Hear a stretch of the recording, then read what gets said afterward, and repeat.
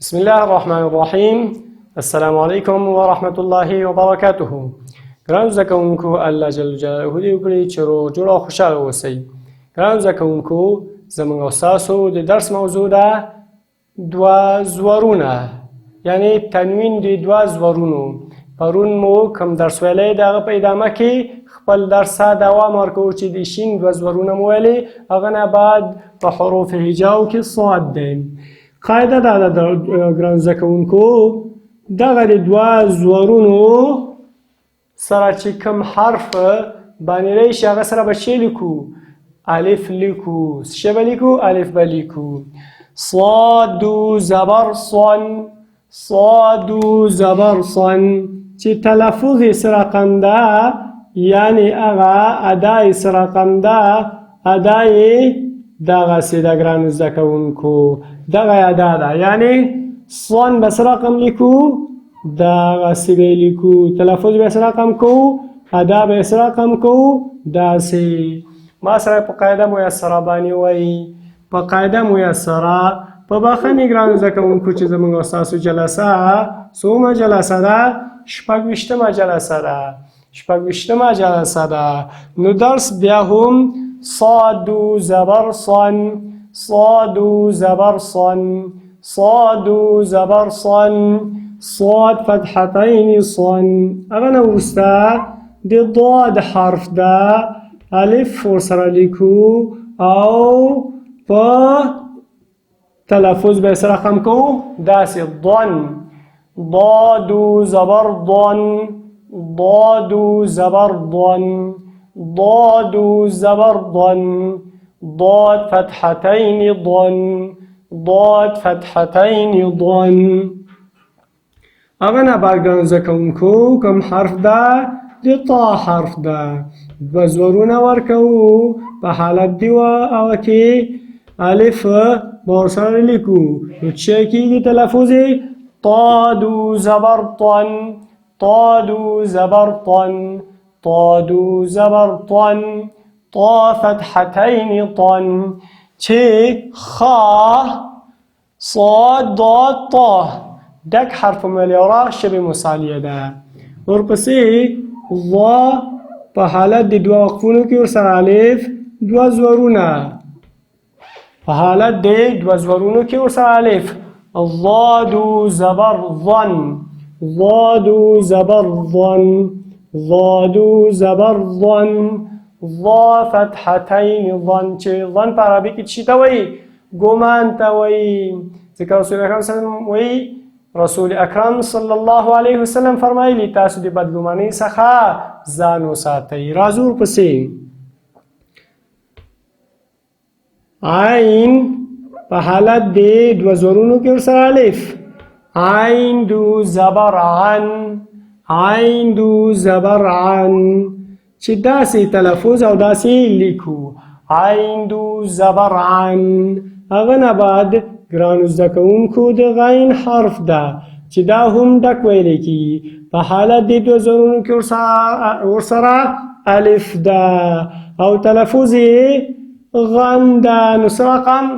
غین دو زبر غن، غین دو زبر غن، غین دو زبر غن. یو دوه درې څلور پنځه شپږ. یو حرف مو بل هم پاتې چې ډک دی، په خپل ځای به راځي.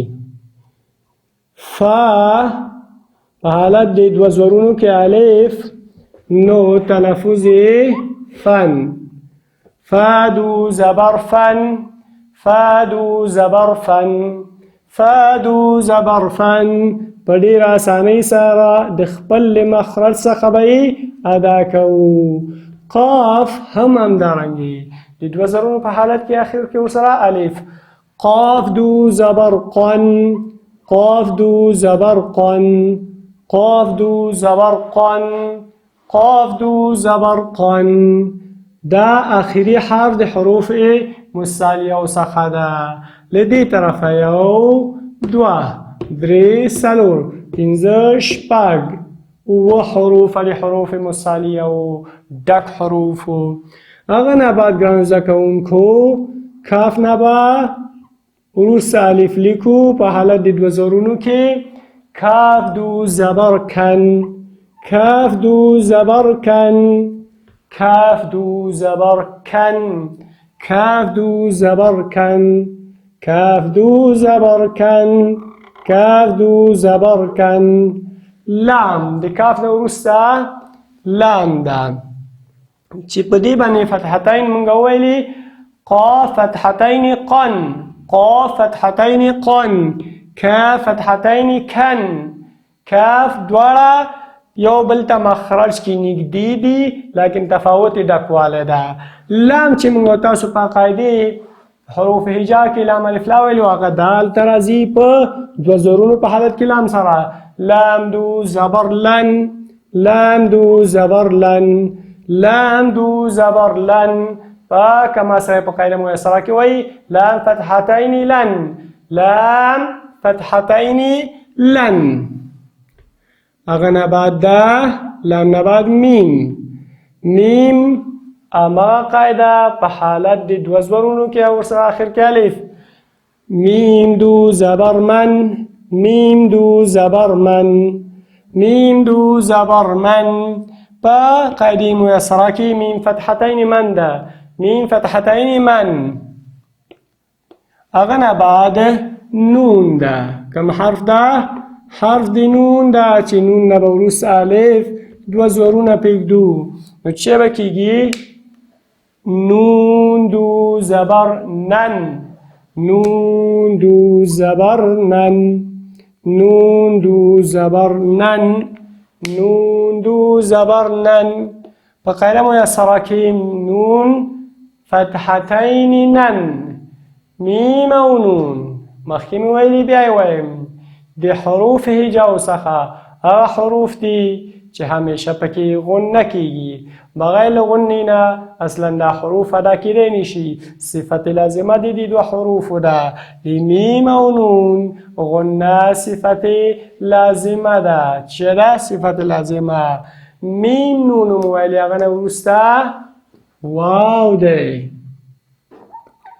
واو دو زبر ون واو دو زبر ون تسی لیکلی کیږي اما تلفظ ادا او تلفظ سره کم ده داسې ده واو دو زبر ون واو دو زبر ون واو دو زبر ون واو فتحتين ون واو فتحتين ون ګران زده کوونکو دلته بله خبره هم یاده کړئ موږ تاسو څو قسمه واو لرو یو واو لرو چې واو باندې حرکت وي وا دا شونډې داسې یو عادي ټکان ورکوو طرف د اوږدوالو کې وا اما که مده وي لکه لو لږې سخت او که همدارنګې لینې لاو نرمې او که مشدد وي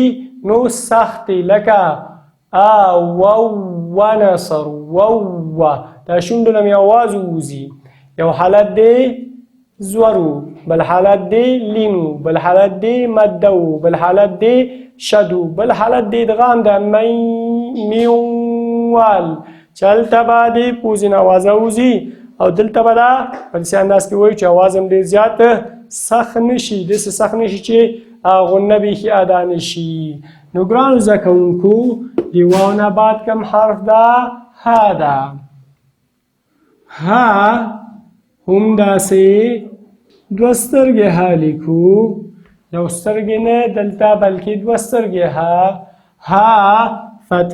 فتحتين ها دو زبر هن ها دو زبر هن سرقم ها دو زبر هن هن ها دو زبر هن ها فتحتين هن چې موږ او تاسو د دغه ها او د دې نه وروسته حرف لپاره چې همزه ده یا هغه الف چې دی اصلا همزه ده الف دی الف نه بلکې همزه د الف په شکل کې ده نو دغه دوه حروف مخرج اقصا د حلق ده لږ باید داسې واضح او سختۍ سره ادا کړو. ګورئ هادو زبر هن هن هن هن هن هغه مخرج ته به ټکان ورکړو ماده نه شي په هغه کې زیادت وکړو. لکه بعض مرګلو نه پکې زیادت دا کېږي چې هن وایي